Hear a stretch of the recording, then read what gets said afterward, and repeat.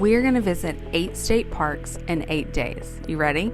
Day 1 was Sunday, and we got to Lake Charles State Park a little after 5 o'clock, checked in, and set up camp. So we didn't get to experience much of this park today, but we will talk about this park later.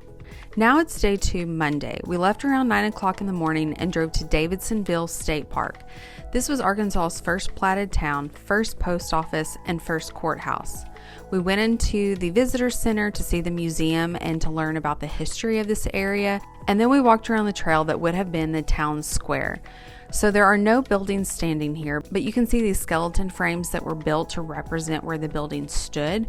You can read plaques to read about how this first town came to be and why it did not survive. If you are interested in Arkansas history, you definitely have to visit Davidsonville.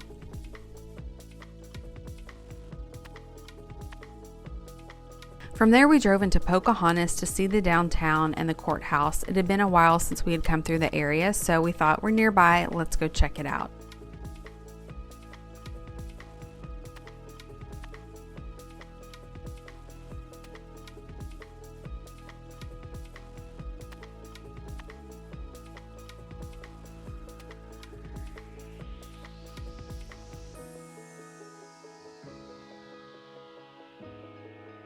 And then we drove to the town of Walnut Ridge. The Beatles did not actually come into the town of Walnut Ridge, but they did stop at the airport, and this is the only time the Beatles made a stop in the state of Arkansas. So it is commemorated here with a display, and then we drove over to Kavanaugh Park to see the Rock and Roll Highway display.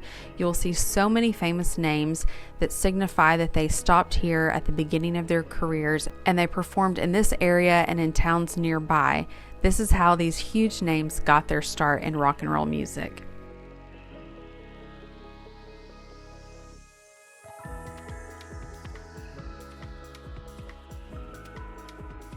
We then drove to Paragould to drive around the downtown and to check out the historic courthouse since we were in the area.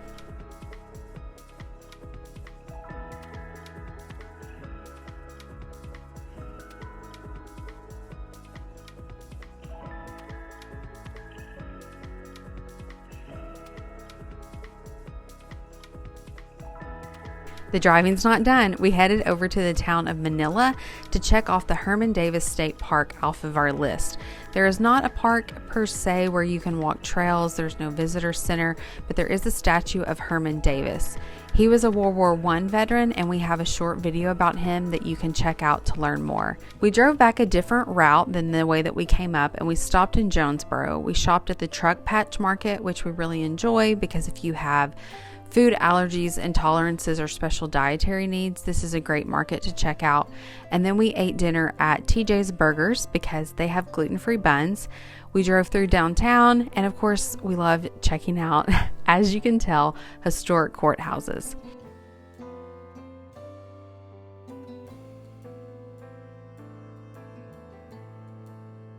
It is now Tuesday, day 3. We left mid-morning and we drove to Lake Frierson State Park. We drove around the small park to kind of take it in, and then we were going to walk a trail because we thought we would swim afterwards. It wasn't until we got there that we learned that you cannot swim in this lake, but you can kayak or fish. They have boats that you can rent or you can bring your own. So we decided not to hike the trails. It was very hot. It was going to be very uncomfortable, and then we would not have a way to cool off. And we had more driving that we were going to do on this day. From there, we drove on to our 5th state park of this trip, Crowley's Ridge State Park. We drove around the park to get the lay of the land, had a picnic lunch, and then we hiked the Dancing Rabbit Trail that will take you to a swinging bridge. We walked down the wishing well that goes over the amphitheater, and then we decided, we thought all of this hiking and working up the sweat would be great so that we could then go swimming at the swimming area. We drove over only to find out that they are closed on Tuesdays, which was the day that we were there. Again, this was not something that we saw on the website, so before you make all of these grand plans like we did, you may want to call the state park and ask some of these questions ahead of time. So then we drove back, all sweaty, to Lake Charles for the night. We did get to go swimming there at the swimming area, and then we cooked dinner and called it a day. It's now day 4, Wednesday. We left camp around noon and we drove to the town of Hardy. We like this small town. We walked around the downtown, but again, we did not keep in mind that because it was the middle of the week, most everything was closed for this small tourist town. You definitely want to visit on a weekend. We have been on a weekend before and you'll be able to check out all of the shops and restaurants. We then drove over to Mammoth Spring. We have been to Mammoth Spring State Park before, but this was before the Arkansas State Parks had a passport program, so we needed to return so that we could stamp our passport. We had a picnic at the state park. We walked down to the river, stuck our toes into the freezing cold water to cool off. And then something that we did that we did not know about on our first visit was we visited the train station museum. We didn't know about this the first time that we came, so I'm really glad that we returned. There is no fee for admission. It's a really cool museum to check out while you're there.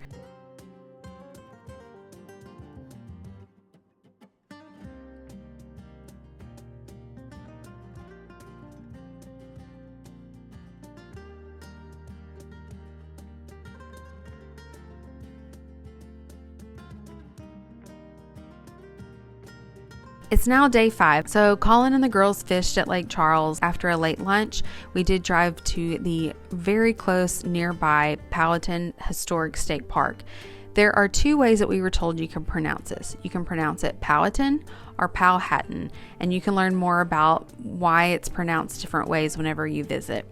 We checked out the historic courthouse. We walked around the outside to see some of the other historic buildings. This also was a thriving town at one point, and you can learn about why it didn't survive.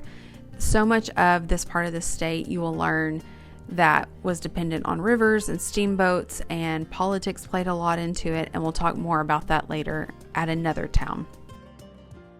We drove back to the state park, and after dinner it was time to pack up because we were going to be leaving the next day and we were getting heavy rains overnight. We needed everything packed up while it was dry. We then walked part of the Cedar Trail. The girls could ride scooters, and it was time to just really take it easy on this day.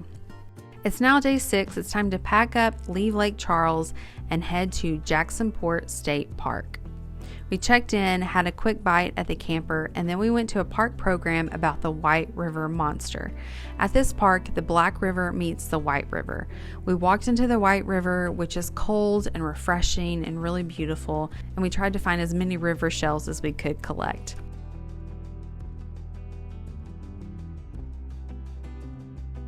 So now it's Saturday, day 7. We then drove into the nearby town of Newport because that's not a town that we had checked out yet. We went into the Rock and Roll Highway Park. More rock and roll artists for you to check out the history of here. And then right across the street from that is the location of Sam Walton's first store.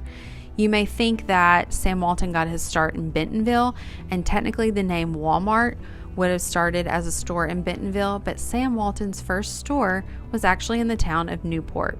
You can drive over to the new Walmart location, and there is a room there with the history of Sam getting his start here in Newport.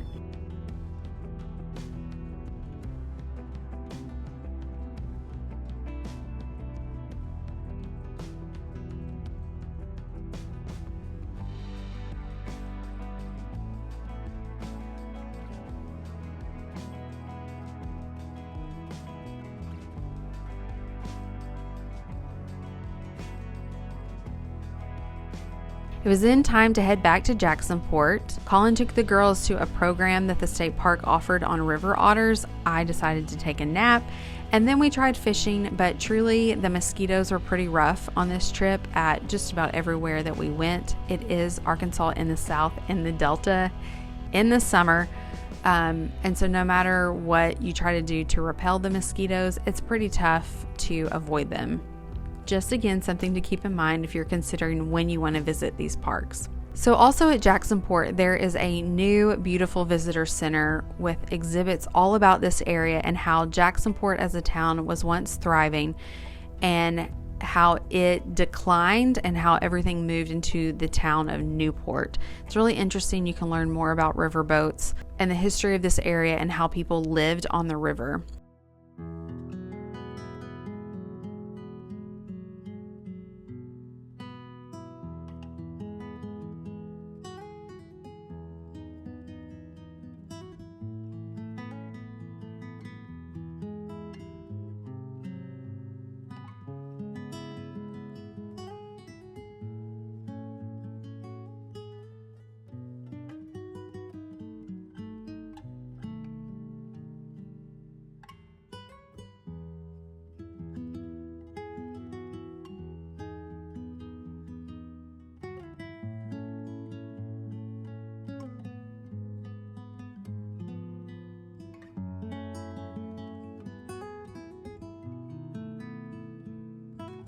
It is now Sunday, day 8, our last day. We packed up our camper and then we headed to the courthouse. So across from the new museum at Jacksonport is the historic courthouse, where you can again learn more about the rise and fall of Jacksonport.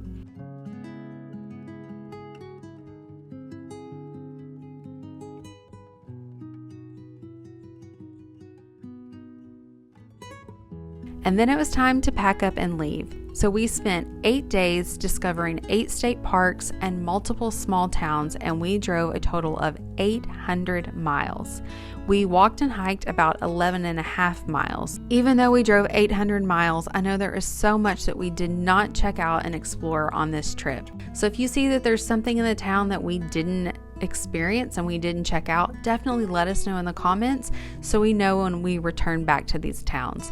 If there's a town that we missed altogether that you're like, oh no, you missed this town, you've got to go back, tell us that as well. We want to explore as much of this state, and we know that there is so much left to tell.